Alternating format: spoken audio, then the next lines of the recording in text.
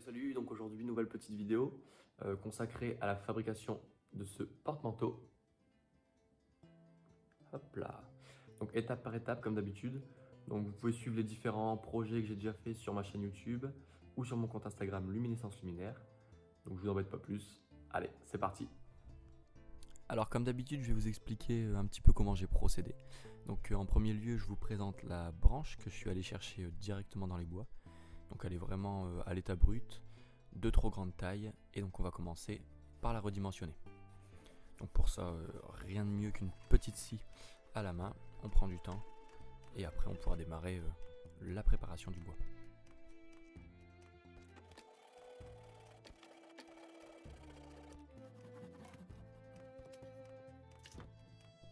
Je constate directement que l'intérieur du bois est plutôt sain, donc c'est une très bonne chose.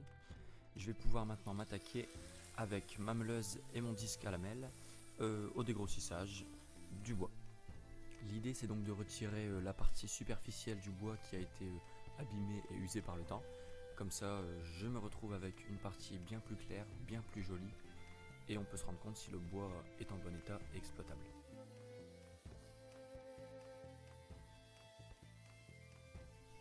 J'arrêterai vraiment jamais de le dire, mais le disque à lamelles c'est vraiment un outil dont je ne pourrais plus me passer. Il existe en grain 40, 80, 120, et c'est vraiment un moyen de gagner énormément de temps. Et d'autant plus dans le cadre ici d'un porte-manteau où on va accueillir des vêtements qui peuvent potentiellement être fragiles. Donc pour pouvoir créer des arrondis à partir d'un bois brut, c'est vraiment pas mal. On constate ici une vraie différence entre le bois d'origine et le bois qui a été poncé. Je n'ai pas le choix ensuite que de poncer à la main dans les endroits inaccessibles avec la meuleuse ou avec une ponceuse. Donc un peu d'huile de coude et ça fera très bien le travail. Et en parlant de ponceuse, celle-ci m'a malheureusement lâché entre les mains quand j'ai voulu commencer à l'utiliser. Pas le choix, je poursuis à la main avec du grain 80.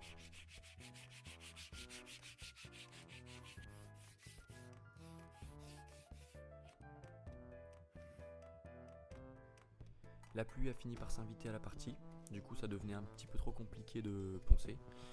J'ai donc choisi de commencer le traitement de mon bois, donc avec un insecticide et fongicide que je viens pulvériser directement sur la surface du bois.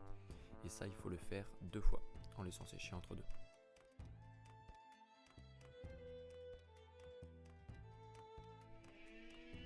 Et oui, vous ne rêvez pas, c'est bien la ponceuse qui a ressuscité. Donc tant mieux, comme ça me fait gagner du temps. Donc je poursuis le ponçage du bois avec du grain 80 et ensuite du grain 120. Donc le maximum à la ponceuse et tous les endroits inaccessibles, je suis obligé de quand même passer à la main. Dernière étape pour la préparation du bois, donc je vais redimensionner la branche à la bonne taille. Donc là j'ai mis la branche justement dans la position que je considérais la bonne. J'utilise donc là ici des CD pour avoir un référentiel bien à plat et je viens tracer tout le tour de ma branche pour avoir un trait continu que je peux maintenant scier.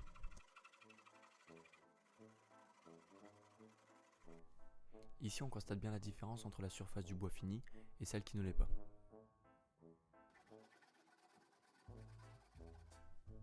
Une fois le pied découpé, je peux marquer sa forme à l'endroit souhaité sur le support. Donc là j'ai choisi de le mettre bien au centre pour que ce soit bien équilibré. Donc sur ma pierre bleue, qui est un support que j'aime beaucoup utiliser.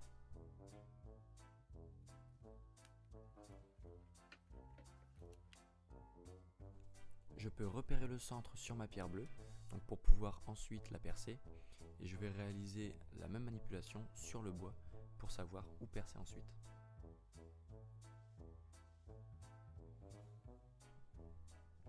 Du coup j'enchaîne avec le perçage de la pierre bleue en utilisant un guide bien calibré au diamètre de mon trépan et bien perpendiculaire. Donc une fois que la pierre est entamée, j'ai plus besoin du guide, mais il se forme souvent des petites carottes comme celle-ci que je dois casser pour poursuivre le perçage. Donc pour cela j'utilise un simple clou en guise de burin et un petit marteau.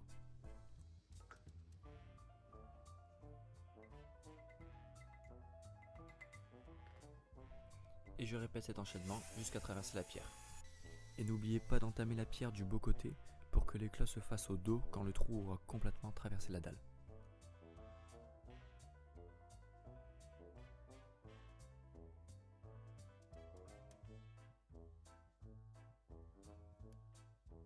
Après avoir bien nettoyé la pierre de la poussière, je viens y fixer quelques patins Donc pour protéger le sol, parce que la tête de vis sortira légèrement de la dalle. Donc comme vous pouvez le voir, je viens en superposer 2 pour avoir une hauteur suffisante.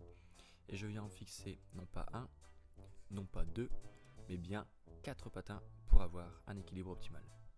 Je poursuis par le perçage de mon bois. Donc il faut que le trou soit bien perpendiculaire au plat du pied. Donc j'utilise toujours mon même guide pour avoir un trou bien perpendiculaire en utilisant le bon diamètre de forêt.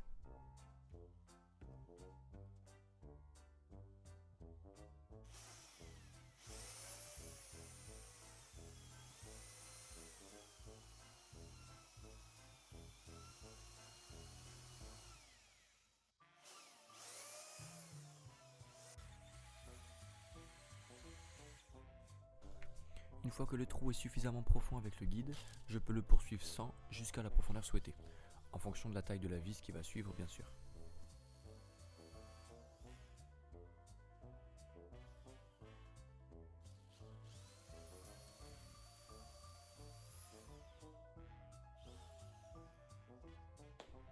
Donc j'ai choisi une longue vis à bois, c'est du Torx. L'idée c'est qu'elle puisse rentrer d'environ 10-15 cm dans le bois en considérant l'épaisseur de la dalle. Je viens y caler une petite rondelle en caoutchouc pour éviter de briser la dalle quand je vais venir serrer les deux parties ensemble. Donc maintenant je n'ai plus qu'à visser la vis dans le bois en prenant en sandwich la pierre bleue.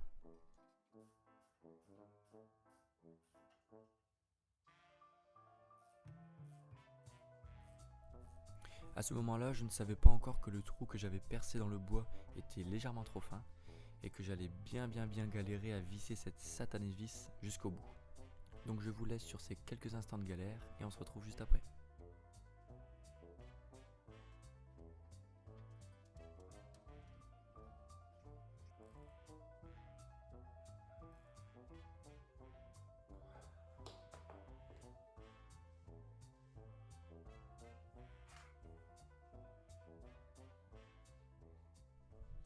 Il ne me reste plus qu'à vérifier si l'ensemble est bien solide.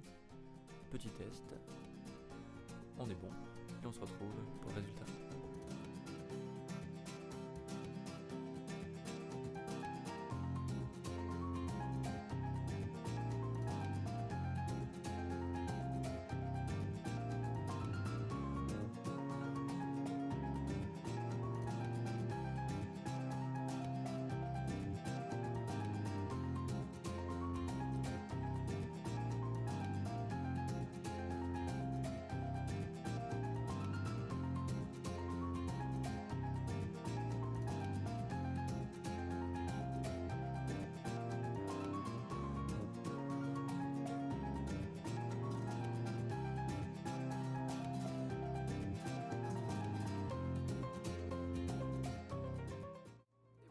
C'est une affaire rondement menée.